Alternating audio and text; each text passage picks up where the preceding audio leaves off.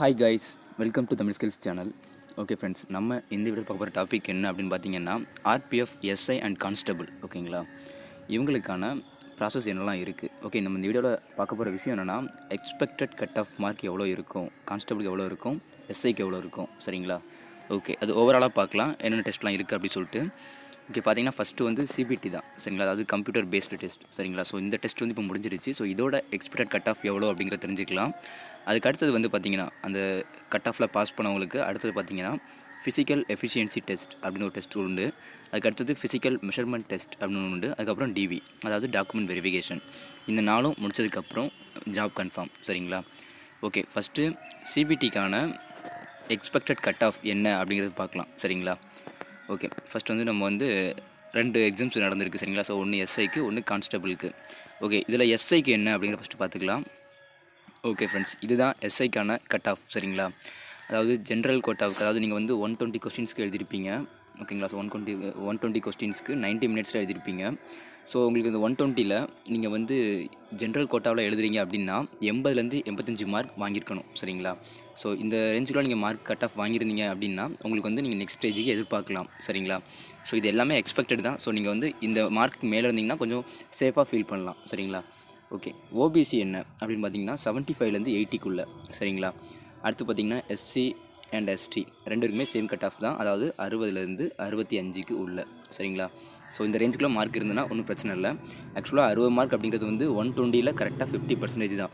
சரிங்களா, ஓகே, ஒரு சிலர் கேட்பீங்க ஃப்ரெண்ட்ஸ், அதாவது 35% மார்க் இருந்தால் போதும் அப்படின்னு சொல்லி போட்டிருந்தாங்க அப்படின்னு கேட்டிங்கன்னா 35ங்கிறது வந்து அவங்களுடைய ஸ்டார்டிங் மினிமம் கட் ஆஃப். சரிங்களா, அதாவது ஆர்பிஎஃப் வந்து மினிமமாக ஸ்டார்ட் பண்ணுற கட் ஆஃப் வந்து 35%க்கு மேலே தான் இருக்கும் அப்படிங்கிற மீனிங் தான்.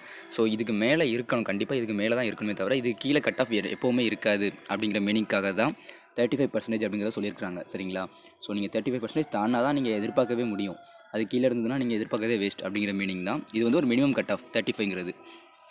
ஓகே ஃப்ரெண்ட்ஸ், அடுத்து பார்த்தீங்கன்னா கான்ஸ்டபிளுக்கானது. ஸோ கான்ஸ்டபிளுக்கு என்ன பார்த்தீங்கன்னா ரொம்ப வித்தியாசம் இருக்காது. அதாவது யூஆருக்கு வந்து 75லேருந்து 80, ஓபிசிக்கு வந்து 65லேருந்து 70. சரிங்களா, ஸோ 65லேருந்து 70 எடுத்ததிங்கன்னா ஓகே. அதுக்கடுத்து பார்த்தீங்கன்னா எஸ்சி எஸ்டி, ஸோ அவங்களுக்கு பார்த்தீங்கன்னா 55லேருந்து 60க்குள்ளே. எஸ்ஐக்கு பார்த்தீங்கன்னா 60லேருந்து 65க்குள்ளே. இவங்களுக்கு பார்த்தீங்கன்னா 55லேருந்து 60க்குள்ளே. ஸோ 50%க்கும் கீழே தான் வருது. ஸோ இது உண்மையிலே ஈஸி தான் ஃப்ரெண்ட்ஸ். ஸோ இதை நீங்கள் பார்த்துக்கோங்க. Okay friends, so cut off okay. Next என்ன அப்படின்னு பார்த்தீங்கன்னா ஓகே, ஃபிசிக்கல் எஃபிஷியன்சி டெஸ்ட். சரிங்களா, ஸோ பிஇடி, பிஎம்டி அப்படின்னு 2 டெஸ்ட் உண்டு. அதுக்கு அடுத்தது டிவி. சரிங்களா, ஸோ இந்த 3ல் ஃபஸ்ட்டு உள்ளது வந்து ஃபிசிக்கல் எஃபிஷியன்சி டெஸ்ட். சரிங்களா, ஸோ இந்த ஆர்டரில் தான் அவங்க எக்ஸாம்ஸ் கண்டக்ட் பண்ணுவாங்க. பார்த்தீங்கன்னா ஃபஸ்ட்டு வந்து சப் இன்ஸ்பெக்டர், அதாவது எஸ்ஐக்கும் கான்ஸ்டபிளுக்கும். எஸ்ஐயில் மேல் ஃபீமேல். சரிங்களா, ஸோ 2 கேட்டகரி கொடுத்துருக்காங்க. அந்த 1600 மீட்டர்ஸ் ரன் வந்து மேல் கேண்டிடேட்டுக்கு மட்டும் தான் உண்டு. 800 மீட்டர் வந்து ஃபீமேல் கேண்டிடேட்டுக்கு மட்டும் தான் உண்டு. சரிங்களா, ஸோ மேல் கேண்டிடேட்ஸ் வந்து 1600 மீட்டர்ஸை 6 மினிட்ஸ் 30 செகண்ட்ஸில் ஓடணும். 800 மீட்டர்ஸை ஃபீமேல் கேண்டிடேட்ஸ் வந்து 4 மினிட்ஸில் ஓடணும். சரிங்களா, ஓகே, அடுத்து பார்த்திங்கன்னா லாங் ஜம்ப், ஹை ஜம்ப். சரிங்களா, ஸோ லாங் ஜம்ப் பார்த்திங்கன்னா மேல் வந்து 12 அடி. ஓகேங்களா, 12 அடி தாண்டணும்.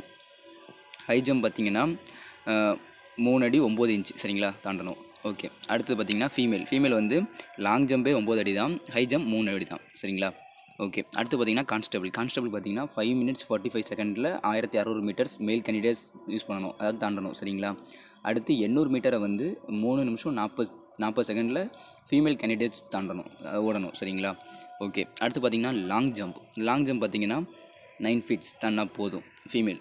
மேல் வந்து 14 அடி தாண்டினா போதும். சரிங்களா, ஓகே கைஸ், அடுத்து பார்த்திங்கன்னா 4 அடி ஹை ஜம்ப் தாண்டணும். ஃபீமேல் வந்து 3 அடி தாண்டணும். கைஸ் பார்த்திங்கன்னா உங்களுக்கு தெரியும் எஸ்ஐயை விட கான்ஸ்டபிளுக்கு லாங் ஜம்ப் வந்து கூட இருக்கும். சரிங்களா, ஏன்னா கான்ஸ்டபிளுக்கு தான் அதிகமாக தேவை அப்படிங்கிற மாதிரி கொடுத்துருக்குறாங்க. ஓகேங்களா, ஓகே ஃப்ரெண்ட்ஸ், அடுத்தது பார்த்திங்கன்னா இந்த ஃபிசிக்கல் எஃபிஷியன்சி டெஸ்ட் வந்து ஈஸியாக எல்லோரும் பாஸ் பண்ணிடுவாங்க. அதாவது நோ மார்க்ஸ், இதுக்கு வந்து எந்த மார்க்ஸுமே கிடையாது. இது காமன் டு ஆல் அந்த மாதிரி கொடுத்துருக்காங்க. அதாவது ஜஸ்ட் ஒரு குவாலிஃபிகேஷன் மட்டும் தான் அப்படிமா கொடுத்துருக்காங்க.